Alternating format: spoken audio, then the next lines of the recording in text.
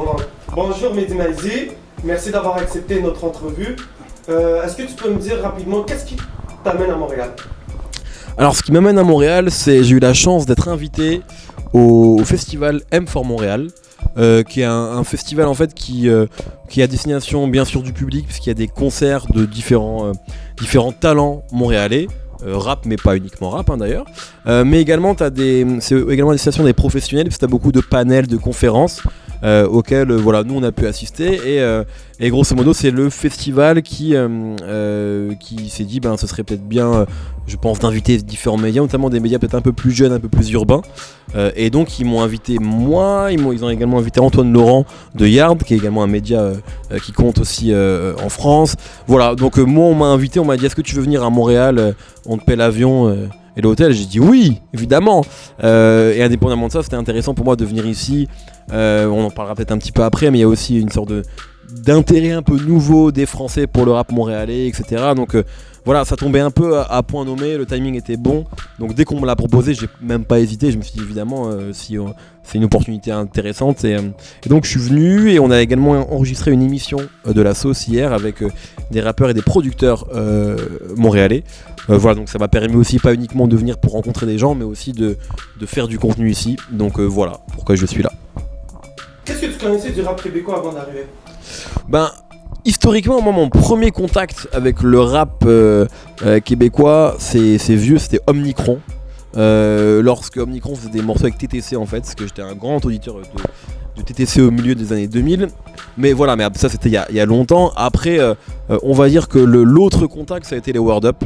En fait, ça a été les Rap Contenders, pour être très honnête, donc au début des années 2010, qui a commencé à faire appel à des rappeurs d'ici, notamment Filigrane, etc.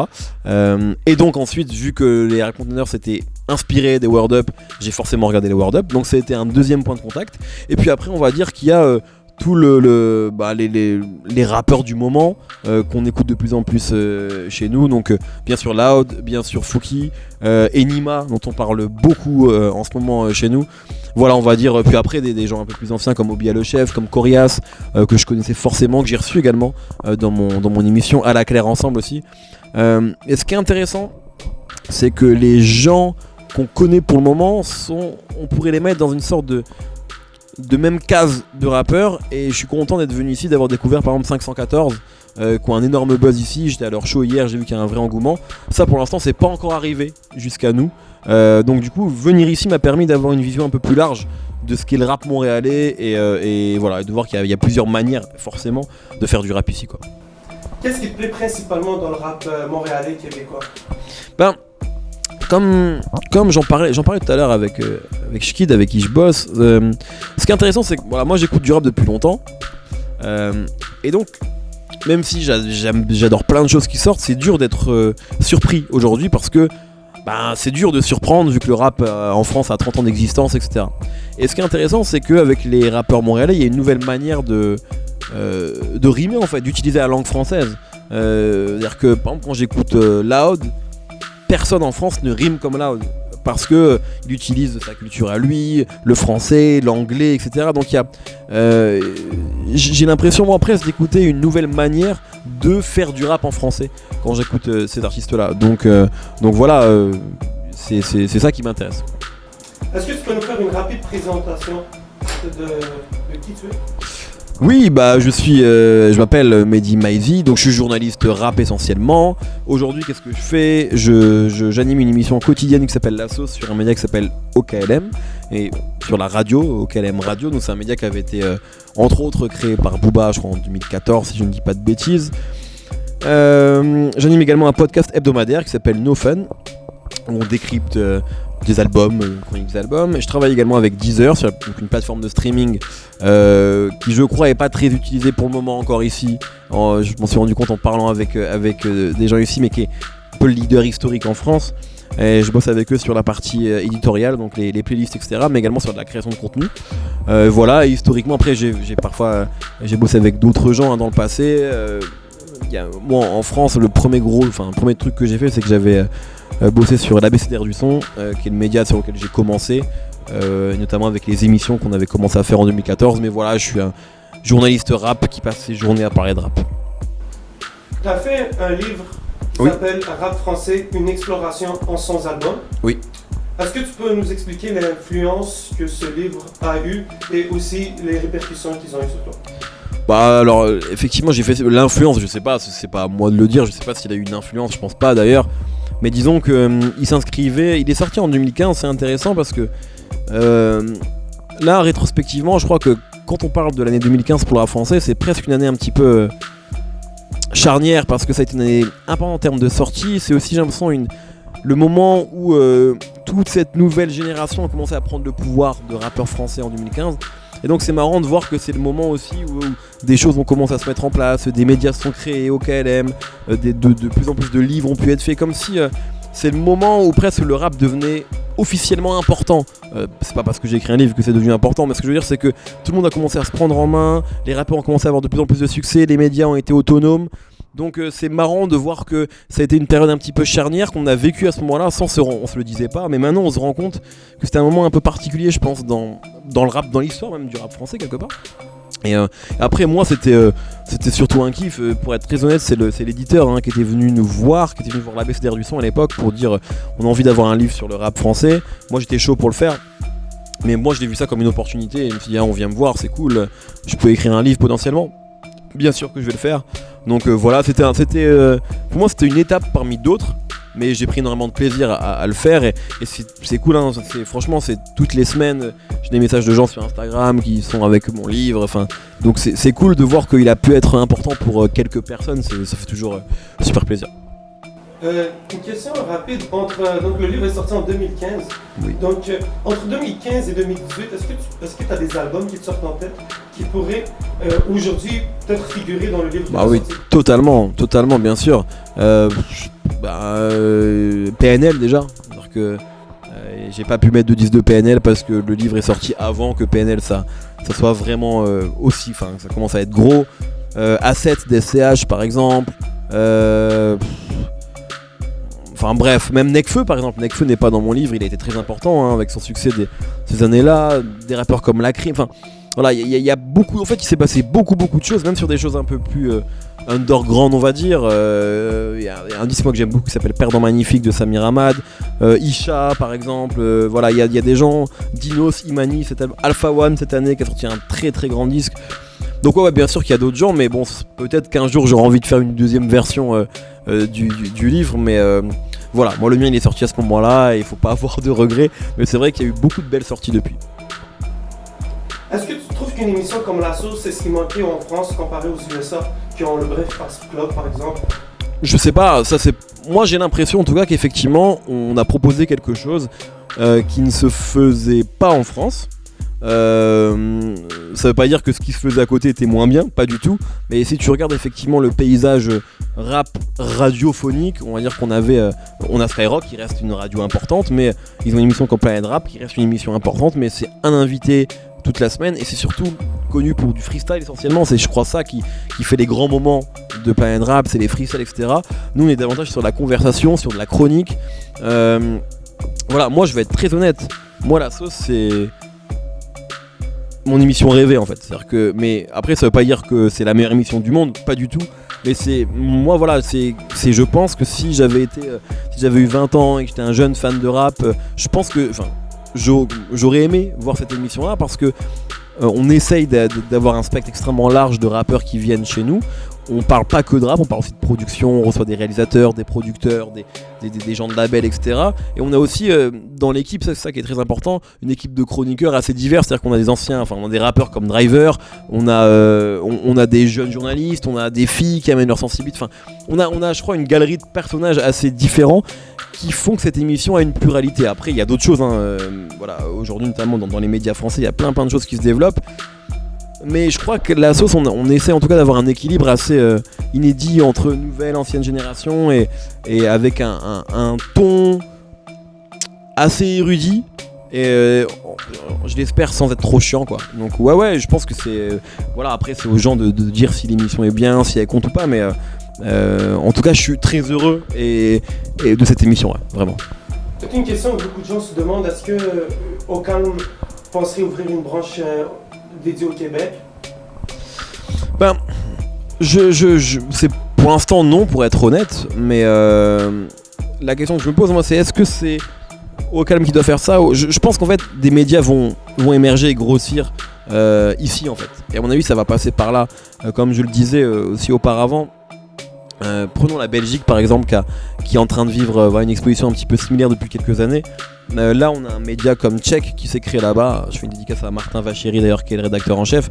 C'est un média qui s'est créé récemment alors que le rap belge existe depuis longtemps etc. Mais qui a bénéficié aussi et profité de ce nouvel essor pour le rap belge pour se structurer et créer un média de très grande qualité. Et je crois que c'est ce qui va se passer forcément ici, c'est que ça va être porté par des gens d'ici qui sont peut-être là depuis longtemps ou pas, je sais pas, mais qui vont se structurer et permettre aux artistes d'ici d'avoir d'autres relais.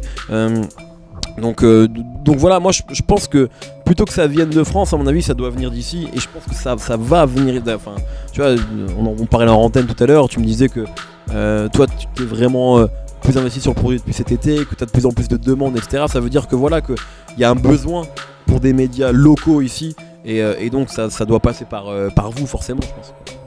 Et d'après toi, si j'essaie de te donner une petite vision, est-ce que tu penses que d'ici 3 ans, on peut se retrouver avec des artistes québécois qui tournent en France? Mais c'est le début, hein.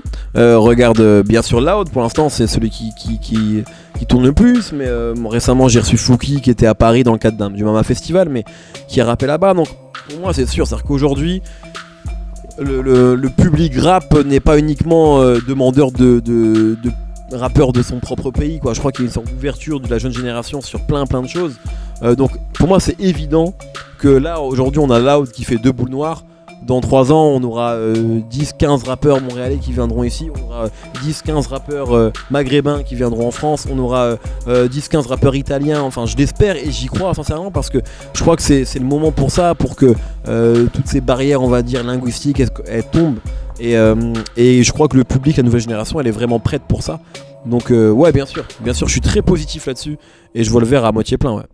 Est-ce que tu comptes revenir au Québec alors? Invitez-moi. Non mais bien sûr, ouais, avec grand plaisir. Non et puis en plus là on est venu dans le cadre d'un festival, donc mine de rien j'ai pas pu. Y a plein de gens aussi que j'aurais envie de voir. Je pense que voilà, il y a peut-être là on a fait une émission, il y a peut-être autre chose à faire. Il y a peut-être plus long, il y a peut-être des sortes de mini-reportages, documentaires. Il y a des gens ici avec qui on a envie de connecter. Donc ouais bien sûr avec grand plaisir. Et puis indépendamment de ça, indépendamment du rap et des gens, il y a la ville. Moi j'ai adoré Montréal et j'ai pas vu grand chose encore de Montréal, mais c'est intéressant parce que il y a aussi, tu sais, de France, moi je vois une sorte de nouvelle fascination pour le Canada depuis quelques années. C'est d'abord passé par Toronto via Drake, etc. Mais aussi Montréal, il y a beaucoup de rappeurs français qui sont attachés à Montréal, qui viennent souvent pour des clips, pour collaborer avec des producteurs.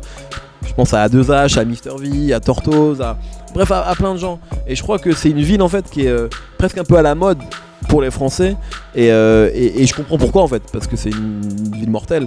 Donc ouais, moi je reviendrai avec grand plaisir, bien sûr. On va venir en été. Ouais, je vais essayer, je vais tout faire pour.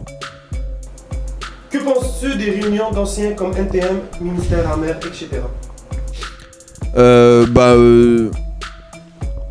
Je trouve ça, c'est cool parce que, tu sais, ça fait longtemps qu'on a des rockers qui font ça en fait et qui tournent sans sortir de nouvelles musiques. Donc c'est assez logique finalement que maintenant dans le rap on ait aussi nos anciens qui ne puissent en tout cas faire des tournées sans forcément sortir de nouvelles musiques. Moi je trouve ça intéressant, je pense que ça répond à une demande aussi. Il y a beaucoup de gens qui ont arrêté d'écouter du rap et en fait qui veulent aller voir NTM en concert parce que ça leur fait du bien, ça leur rappelle leur jeunesse, des albums qu'ils ont écoutés, donc c'est cool. Moi d'un point de vue d'auditeur ça m'intéresse un peu moins parce que c'est normal, je suis dans le quotidien, je suis dans moi ce qui m'intéresse c'est plutôt d'être surpris par le rap et de découvrir de nouvelles choses, c'est plutôt ce que j'ai envie de faire. Maintenant je suis allé voir IAM cette année en concert et j'ai trouvé ça exceptionnel. Et bien mieux que plein de concerts de jeunes rappeurs français qui sont pas forcément au niveau. Donc ça me fait aussi du bien parce que c'est un groupe important de mon enfance, de mon adolescence. Mais voilà, je trouve que c'est normal, je trouve que c'est bien. Mais moi c'est pas ce que je préfère faire. J'ai plutôt envie de, tu vois, j'étais ici, j'étais au club Soda, j'ai vu Rodier sur scène et j'ai fait waouh, ça tue quoi. Et je suis plus touché par le fait de rencontrer un artiste sur scène et de me dire, de découvrir une attitude, un personnage, que de me replonger dans des choses que je connais déjà un peu par cœur, même si ça fait du bien la nostalgie et c'est humain. J'essaye de combattre ça en fait. Ça serait quoi pour toi ton album commun de rappeurs français rêvé? Très bonne question. Je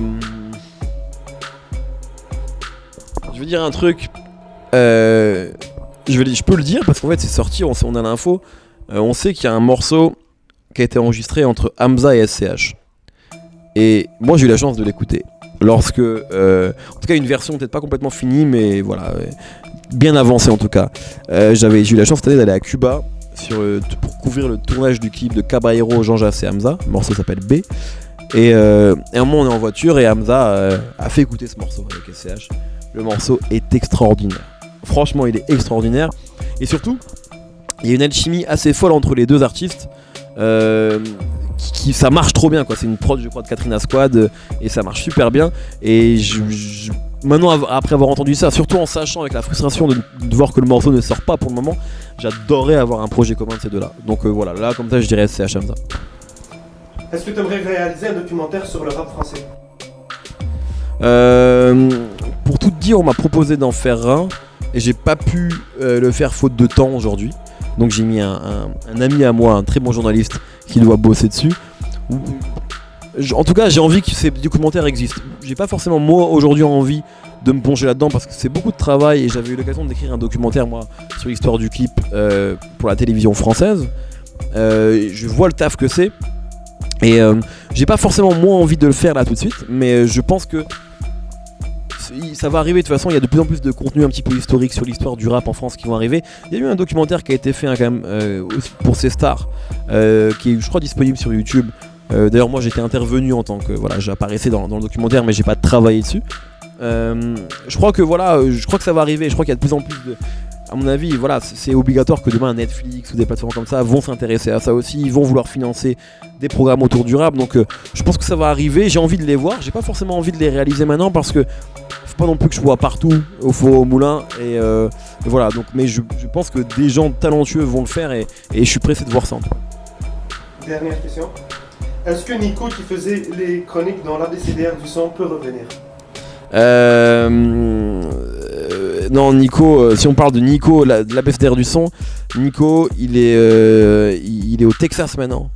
Et il est loin du rap. Il en écoute encore, je pense, mais pas de la même manière que nous. Donc non, je crois qu'il a mis le rap un petit peu de côté. Mais un grand big up à lui parce que sans lui moi je serais pas là, hein. C'est lui qui m'a fait confiance en premier, qui m'a mis sur tous les projets possibles liés à la BSDR du son à l'époque. Donc voilà, mais lui je crois qu'il reviendra pas. C'est fini. Dédicace à 11 MTL, big up pour le taf, plein de bisous sur vous, plein d'amour.